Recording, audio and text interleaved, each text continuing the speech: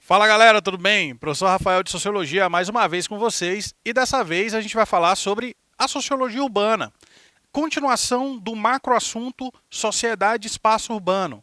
Só que nessa aula de hoje vamos destacar principalmente a formação desse ramo da sociologia, dessa área específica e mais dedicada às questões ligadas à cidade, portanto, ao espaço urbano. Então olha só, primeiro tópico da aula de hoje, a gente vai descobrir o que de fato é a sociologia urbana. Segundo tópico, vamos falar sobre os pioneiros. O que é pioneiro? São os primeiros pensadores, os primeiros teóricos dessa área da sociologia. Depois, vamos destacar a sociologia de Ferdinand Toni, que é um pensador ali do primeiro momento de formação da sociologia urbana. Depois, a sociologia de Georg Simmel, ou Georg Simmel. E aí, a Escola Sociológica de Chicago, nos Estados Unidos, que teve um papel muito significativo no século XX para a expansão da sociologia urbana, e a chamada nova sociologia urbana, que começa a partir da década de 1970 e vai até os dias de hoje. Beleza? Então é isso que a gente vai tratar na aula de hoje. Espero que tu já tenha aí o teu caderno e a tua caneta do teu lado para você anotar as dicas que eu vou te dar nessa videoaula. Beleza? Vamos lá então. Primeiro, o que é sociologia urbana? Já que a gente vai trabalhar sobre isso, a gente precisa saber, como é que a gente conceitua, como é que a gente define, como é que a gente entende a sociologia urbana. Primeira coisa, sociologia urbana é um ramo da sociologia geral. É uma área, um ramo ali do pensamento sociológico, que vai estar fundamentalmente mais dedicada aos efeitos do processo de urbanização. Ou seja, o fenômeno pelo qual a maioria da população vai morar nas cidades. A gente falou sobre isso já em aulas anteriores, sobre a urbanização, E essa urbanização ela tem consequências. Esse crescimento da área urbana, esse crescimento da cidade, ele tem, obviamente, consequências, tanto positivas quanto negativas. E é exatamente esses efeitos, essas consequências, que a sociologia urbana vai estar ali de olho, vai estar focada em compreender. Essa migração populacional, essa saída de um grande contingente de população, de pessoas, da área rural para a área urbana, o êxodo rural muito intenso, causou grandes mudanças, também na psique, no pensamento, no comportamento das pessoas, no meio ambiente também e na economia do país, dos países, não somente do Brasil, mas de todos os países onde esse processo foi notado. Em todos os países, sobretudo, que pós-industrialização começaram a perceber de forma muito acelerada esse crescimento das cidades, esse crescimento do espaço urbano, certo? Então é isso que é a sociologia urbana. É esse ramo da sociologia que vai de maneira mais atenta, mais específica, analisar esses efeitos, essas consequências do crescimento urbano, principalmente decorrentes do processo de industrialização. Certinho? Então vamos seguir nossa aula, vamos falar sobre os pioneiros da sociologia urbana. Toda vez que você encontrar essa palavra pioneiro, pioneirismo, ela está se referindo ali aos primeiros, a quem estava lá no início, a quem ajudou a formar alguma coisa. Tá? Nesse caso aqui, essa alguma coisa é a sociologia urbana. Então, se eu estou te falando dos pioneiros da sociologia urbana, eu estou te falando dos primeiros sociólogos, dos caras que são formadores dessa área do conhecimento. E aí, o pioneirismo da sociologia urbana está ainda lá no século XIX, que é o mesmo século que surge a sociologia geral. No auge da expansão das grandes cidades europeias, certo? Alguns pensadores já estavam ali dedicados, já buscavam entender, compreender melhor esse processo de crescimento da cidade. E aí, entre os pensadores, a gente vai destacar dois, e vamos inclusive falar de maneira mais específica sobre a teoria deles, que é o Ferdinand Toni, escreve assim, tá? Ó, Ferdinand Tonies, mas se pronuncia Ferdinand Toni. E o Georg Simmel. Alguns também falam Georg Simmel, não tem problema. Simmel, assim que escreve o nome dele, ok? Simmel ou Simmel. Ferdinand Tonni é um pensador que nasceu ali em meados do século XIX e viveu até a década de 30 do século XX. Ele, além de ser sociólogo também, ele é cofundador da chamada Sociedade Alemã de Sociologia, que surgiu em 1909.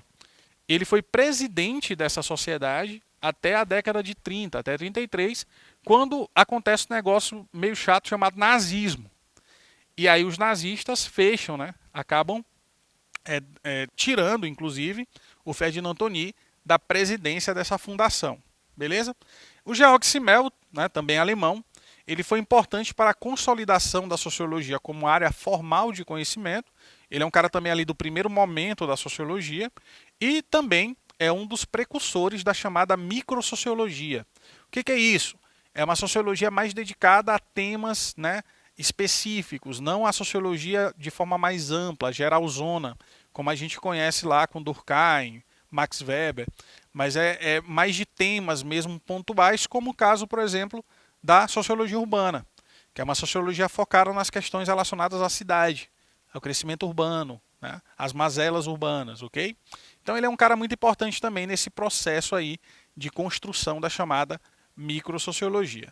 Agora a gente vai falar um pouco de maneira mais atenta, mais dedicada aos dois, separadamente. Primeiro vamos falar das influências do Ferdinand Tonni, depois das influências do Georg Simmel para a formação e consolidação da sociologia urbana. Beleza? Vamos lá então. A sociologia de Ferdinand Tonni. O Tonni observou primeiro que as mudanças sociais, no geral, elas são irremediáveis. Pensa bem, da onde vem a palavra irremediável? Vem de remédio, certo? Se uma coisa é irremediável, quer dizer que ela não tem remédio. Ou seja, não tem como curar. Não tem como voltar atrás. Se ele está falando que as mudanças sociais são irremediáveis, é porque elas são também inevitáveis. Elas vão acontecer, isso é um fato, ok? Não tem como corrigir, como curar, como voltar atrás. E para explicar a sua teoria, ele utiliza dois conceitos. Agora eu quero que você preste muita atenção. Tanto na forma como se escreve, quanto na forma como se pronunciam essas palavras, tá? Esses conceitos, eles são originais da língua alemã. E a gente não costuma traduzir para o português. A gente pode até fazer essa tradução. Eu até te digo já já como é que ela ficaria. Mas as palavras são originais da língua alemã. Então vamos lá, vamos treinar comigo aqui. Gemeinschaft, legal, né? Gemeinschaft e Gesellschaft. Gemeinschaft, Gesellschaft. São palavras um pouquinho difíceis, né? Não faz parte da nossa língua, do nosso cotidiano. Gemeinschaft significa algo do tipo como comunidade. Vamos falar assim, né? Gemeinschaft é como se fosse comunidade. Gesellschaft é como se fosse sociedade. Tá? Quando eu penso em comunidade e sociedade, eu penso na comunidade como algo menor, mais restrito, e a sociedade como algo mais abrangente, mais amplo. Beleza? Então vamos lá. Gemeinschaft são os vínculos sociais, refere-se a isso, aos vínculos sociais estáveis, duradouros e cotidianos. Contínuos também, né? Contínuos, cotidianos, acaba sendo bem parecido. Então, vínculos sociais estáveis, duradouros e cotidianos são os vínculos característicos desse espaço que é Gemeinschaft, comunidade. Enquanto que o outro espaço, que a gente traduziu como sociedade, são os vínculos temporários, efêmeros e que se esvaem rapidamente, que são fluidos, certo? Não são duradouros, não são estáveis como o que a gente viu anteriormente. E aí, se a gente percebe a sociedade como um ambiente maior, realmente os vínculos eles são mais fluidos, eles são mais temporários, o que é diferente da comunidade, da tribo, da aldeia, onde os vínculos e o sentimento de coletividade é muito mais presente, é muito mais perceptível, é muito mais intenso, não é? Então é exatamente essa comparação que o Ferdinand Tonni está fazendo. E ele está pensando o seguinte: essas comunidades, Gemeinschaft, elas vão evoluir para sociedades. Elas vão evoluir para o Gesellschaft. Então, uma perspectiva também que tem a ver com uma mentalidade de evolução, uma mentalidade evolucionista. A ideia de que as comunidades que têm vínculos sociais duradouros e tudo mais, elas vão evoluir e daqui a pouco elas serão parecidas com o que são as sociedades. Os vínculos fluidos, efêmeros, temporários, ok? Nas relações sociais. E aí, ele vai dizer que o crescimento do meio urbano, o crescimento da cidade, lembra que ele está falando isso ali do século XIX, do final do século XIX para o começo do século XX, tá? Então ele vai dizer que o crescimento urbano deixou em evidência a prevalência, a predominância do Gesellschaft, das relações fluidas, temporárias, que se esvaem rapidamente quando se fala, quando analisamos as relações sociais. As relações sociais da cidade, do meio urbano, elas são relações baseadas naquela ideia de Gesellschaft, de temporariedade, de efemeridade, certo? No campo das relações sociais, na visão do Tony, se daria o enfraquecimento das relações de parentesco, dos costumes, da tradição, voltando-se para as relações mediadas pela razão e também pelo interesse, inclusive pelo interesse mútuo também, em determinadas circunstâncias, né? Então ele está dizendo o seguinte, no modelo Gemeinschaft, comunidade, as relações de parentesco, de afetividade, elas são mais presentes, elas são mais notáveis. Agora, no Gesellschaft, nas relações de sociedade, como algo maior, mais evoluído, as relações tendem a ser temporárias, tendem a ser fluidas, tendem a ser efêmeras, ok? Então ele está percebendo isso, ele está constatando isso, analisando a sociedade do final do século XIX para o começo do século XX. Certinho? Então ele considera que isso é irremediável, que não tem como voltar atrás, não tem como resolver. A gente tem que se acostumar com essa realidade, com essa situação. Bom, vamos então falar do Georg Simmel. O Georg Simmel, ou Georg Simmel, ele escreve um livro chamado A Metrópole e a Vida Mental. Eu costumo dizer que ele fez o seguinte, ele pegou a sociologia e falou, sociologia, vem aqui, e aproximou a sociologia da psicologia. Então ele faz uma relação muito próxima entre a visão psicológica e a visão sociológica, certo? E aí nessa obra, A Metrópole e a Vida Mental, ele vai exercer uma importante influência nos estudos que vêm pela frente, já no século XX, sobre a questão urbana, sobre o meio urbano. A cidade, na visão desse autor, é marcada por uma grande variedade de estímulos. Então, quem vive na cidade, nas metrópoles, na cidade grande, né, no meio urbano, desenvolvido e etc., tem estímulos cotidianos como, por exemplo, ao mesmo tempo que a pessoa vai atravessar a rua, ela olha para o semáforo, ela ouve o vendedor ambulante que está vendendo alguma coisa lá, ela tem que olhar os carros e existem várias outras visualizações, placas de publicidade, outdoors, etc., que são estímulos visuais auditivos, ou seja, na cidade, a todo momento existem estímulos sensoriais, sensíveis, para que o indivíduo tente absorvê-los. Só que a gente não tem capacidade psíquica para absorver tudo isso. Então, algumas coisas, propositalmente, a gente ignora. Porque não dá. A gente não tem como absorver todos esses estímulos que a cidade cotidianamente nos transmite. Entendeu? Então é isso que ele vai dizer na obra Metrópole e a Vida Mental. Viver na cidade é viver a todo momento sendo estimulado visualmente, auditivamente e tudo mais. Então existem muitos estímulos para o homem da cidade, para o homem urbano. Só que aí, para ele conseguir sobreviver a tudo isso, ele começa a adotar um tipo de atitude que o autor, o Georg Simmel, vai chamar de atitude blasé. O que seria uma atitude blasé? Seria uma atitude de indiferença, né? Os moradores dos grandes centros urbanos, segundo ele, assumem uma postura de indiferença frente à sua vivência social. O que é ser indiferente? É você não se deixar afetar por algumas coisas. Então a indiferença é o contrário da afetividade. Quando você não se afeta mais em relação a alguma coisa, é porque aquilo para ti se tornou algo indiferente. E essa indiferença é a sobrevivência do homem da cidade.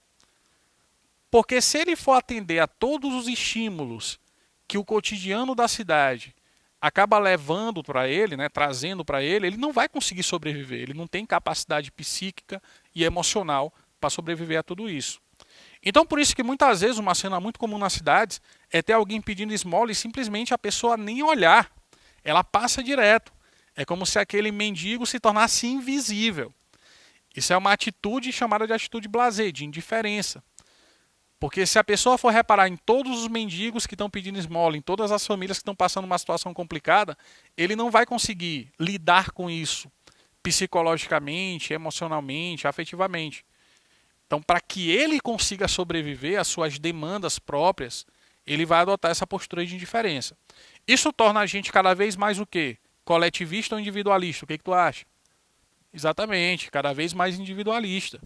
O indivíduo fica cada vez mais focado nele próprio e passa a tratar as outras pessoas de maneira indiferente. O autor vai trabalhar com o pensamento de que os indivíduos se desconectam da realidade para que eles consigam sobreviver. Como eu te falei, a gente não tem essa capacidade cognitiva, emocional, psíquica, afetiva de lidar com todos os estímulos que o cotidiano nos traz. Então a indiferença vai ser o nosso recurso para que a gente consiga sobreviver no meio desse caos, no meio dessa loucura que é a vida nas grandes cidades, segundo o Georg Simmel. Ok?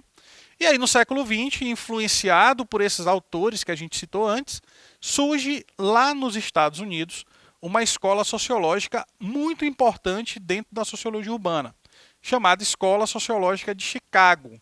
Né? Surge ali em 1910, no Departamento de Sociologia da Universidade de Chicago, e entre 1915 e 1940, os pensadores dessa escola, dessa corrente, eles vão produzir muito material sobre os fenômenos sociais que ocorriam no meio urbano, principalmente da cidade de Chicago, por isso Escola de Chicago. Tá?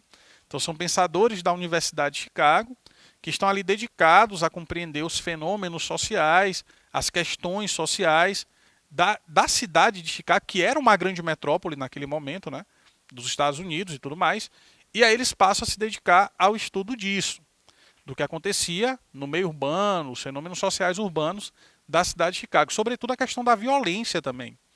A violência é uma marca do crescimento urbano, né? Então eles se dedicam muito a essas questões ligadas à máfia, à violência, etc.